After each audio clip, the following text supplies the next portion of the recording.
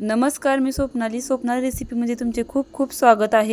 अगदी कमी तेलात कुरकुरीत मच्छी फ्राय बनवणार आहोत। चला तर मग रेसिपीला सुरुवात करूया।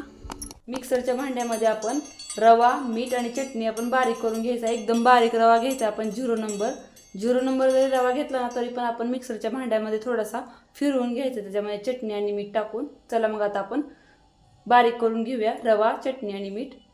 रवा, चटणी आणि मीठ आपण चांगलं मिक्सरवर बारीक करून घेतलंय।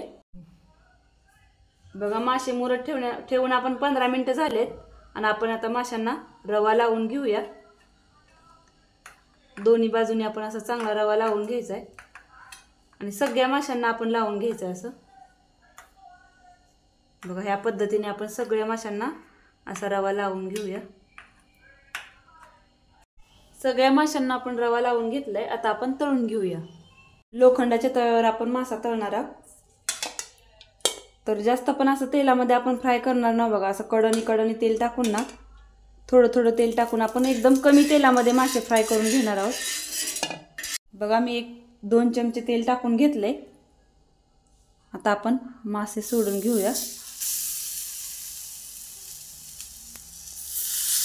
एका वेळेला मी 2च मासे भाजणार आहे, कारण चांगले भाजले असेल 4 जर एका वेळेला टाकले ना एकदम सगळे तर व्यवस्थित भाजले जाणार नाहीत। आता कडणी आपण आणखीन थोडं आपण उलटण्याच्या सहाय्याने असं तेल टाकून घ्यायचं आहे, म्हणजे आपले मासे चिटकणार नाहीत। बघा, लगेच मासे पलटी मारायची नाही, 1-2 मिनिटांनी आपण मासा पलटून घ्यायचा आहे। बघा, अजिबात चिटकलेला नाही आणि चांगलं खरपूस आपण तळून घ्यायचे दोन्ही बाजूने आपण मासे। हे पण मासा आपण पलटी मारून घेऊया।